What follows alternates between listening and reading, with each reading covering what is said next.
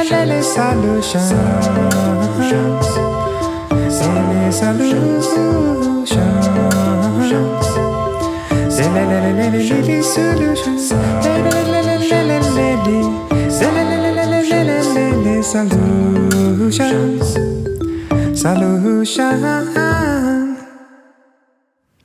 right. Welcome, everybody.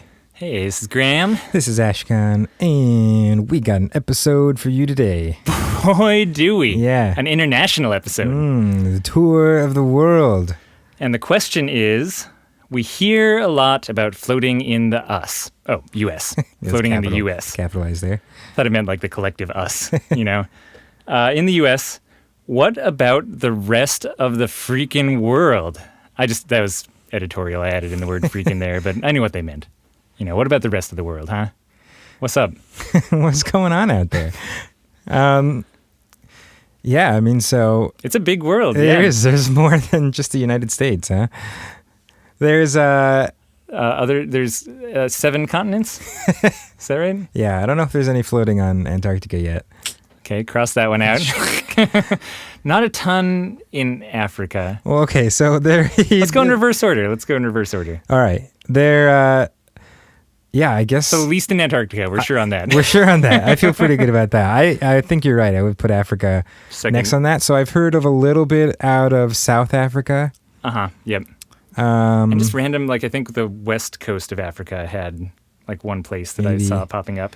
Yeah, I mean, so some of this is hard just because there's big language and cultural barriers and stuff like that make it hard to even know what's going on in those places. So, like, likely if we're hearing about something, that means there's probably a little bit more than that actually going on. I just look at podcast listens and assume that that's where all the, you know, all the action actually is anyway. So of the people I've actually spoken to and heard about opening float centers, it's been a couple people in South Africa mostly.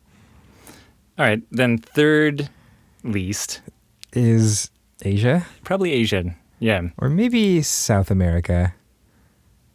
One of those South two. America. I put those somewhere around the same place. Yeah, they're both kind of up and coming. Like there are more centers that have been opening there in the last couple of years. And it starts to vary place by place. You know, I feel like we've heard of a couple things and know of a couple float centers in Argentina. Mm-hmm. Down in Colombia for sure. There's Brazil. a couple in Colombia and Bogota, and definitely a couple, like some stuff going on in Brazil. Yep. Yeah, absolutely. And then same for Central America. There's kind of just stuff scattered throughout there. Yeah, and like every year at the Float Conference, we get a couple, maybe like 5-6 people from various South and Central American countries coming out. So there's kind of murmurings in, I think, a lot of places down there. And same for Southeast Asia, especially, but I guess Asia in general too. Like there's a whole Russian flotation association, which is really cool. Yeah, which doesn't seem like huge or like right. It doesn't mean there's hundreds of float centers, but they have a There's definitely like there's someone who has 4 or 5 centers, 4 or 5 locations under a single company. There's a couple things like that going on. A few float centers like here and there throughout Russia that we've heard about. Japan is just starting, I think, to come online and get a couple float centers. Yeah, there's a whole episode that we did earlier from the Daily Solutions podcast about Ashkahn and Jake's trip over to China, where they really break down what's going on in China, but definitely a presence of float tanks. Yeah, almost to the point where I put them in a slightly different category than the other countries in Asia. Like I've heard a little bit out of places like Indonesia and a little bit out of places. I visited a float center in Taiwan. Yeah. And, a couple things here and there. And then in China in the last year, all of a sudden, there's been this kind of a lot of at least presence or communication going on with a float association that formed there and, float tanks that all of a sudden are coming on our radar here in the Western world that are set up in things like hospitals and other medical facilities and some research that's been done. And I think they're, from what they say and from what they're doing with their association, gearing up for a much bigger kind of float presence in China specifically. And then Europe? Yeah, I think that's fair. Europe is interesting because it's really, I would say, almost more country by country than a lot of these other places we've been talking about. But there's a ton of countries that just don't even have any float tank presence yet, that we know of. That we know of. And a lot more that are, it's just like there would be 1 or 2 places springing up, things like We've actually had a lot of interest coming in from Romania recently, which is really interesting, right? But yeah, the big ones over in the UK are, sorry, in the UK, in Europe. Jump the gun there, jump the gun. Yep. The UK, though, obviously has a lot of float tank manufacturers. Some of the longest running float tank manufacturers are over in the UK. Number of centers. Yep. Germany. Yeah, Germany also. One of the world's biggest float franchises is over in Germany. Another big manufacturer over there, at least one big manufacturer over there. Yeah, definitely a couple people manufacturing float centers kind of in a number of cities throughout Germany that you can go to. And really, like, oftentimes, 3 or 4 tanks, like nicer float centers, not just a single tank or something like that. And in bigger city, like if you go to Munich, there's like 4 or 5 float centers in Munich, things like that you don't find in every European country. And then other big ones, things like France, are really just starting to get a few float centers around, but I'd almost expect them to have more than they do. It's like almost very, very float barren. As far as I know, there's 2 centers in Paris and basically the entire surrounding area of Paris. And they're both pretty, relatively new. One's been there for a couple years. One just opened up in like the last year. And there's like a float center in the north of France, and there's maybe like one more somewhere else. Like there's, compared to Germany next to it, and even Spain on the other side has, I think, a much bigger float presence. And then France is just very, very kind of sparse compared to even literally like its neighbors on all sides, which is strange.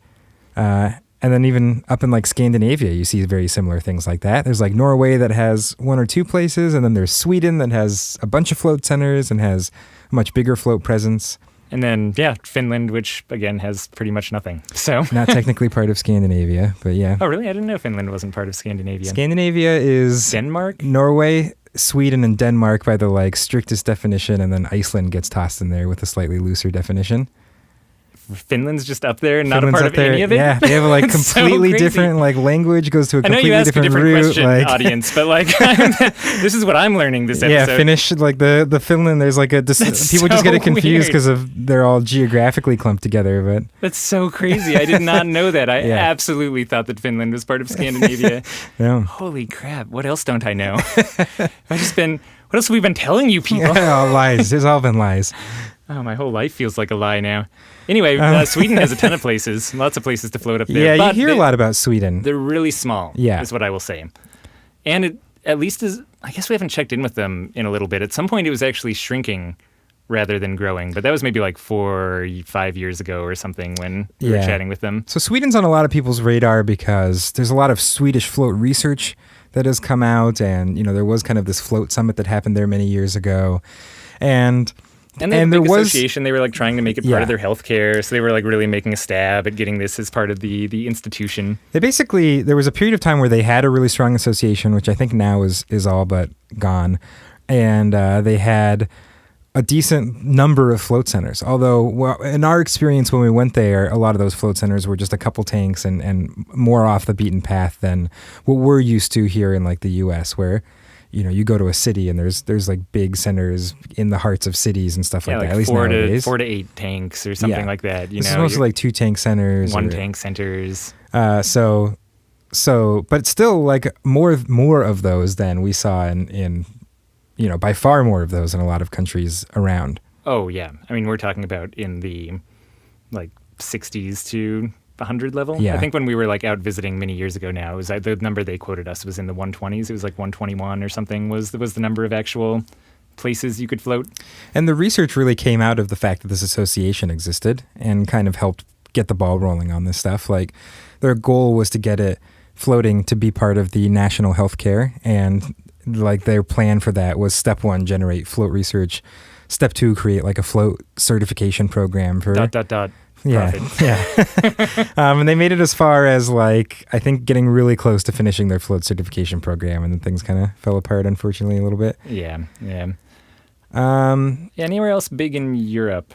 Italy, I guess, is starting to get some float franchises. Yeah, it's like franchise, they've really different locations throughout. Shoshana from Samadhi had been over there in Italy decades ago doing work with float tanks. So they also kind of had this float ambassador that I think helped spread things a little bit earlier.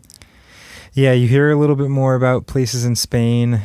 I don't know, and then just dotted throughout Eastern Europe. I guess it's worth noting that in the Czech Republic, although floating has not really been taking off, there's been this huge interest in like these darkness retreats, or what they call darkness therapy, which is basically a chamber rest, where you're in an entire kind of sensory deprivation, quote unquote, room where the whole room is dark, and you go and live in these things for like 3 weeks.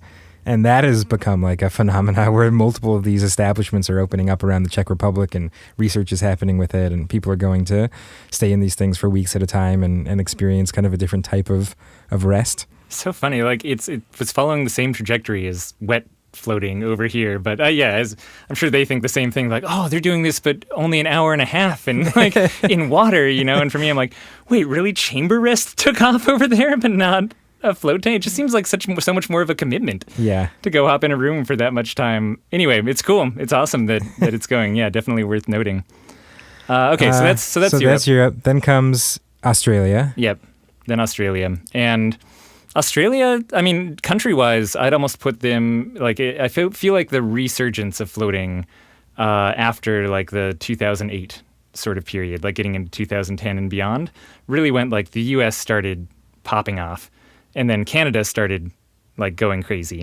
And then a couple years later, Australia started coming online, too. So I feel like Australia is kind of, like, hit its float boom maybe 5-6 years ago.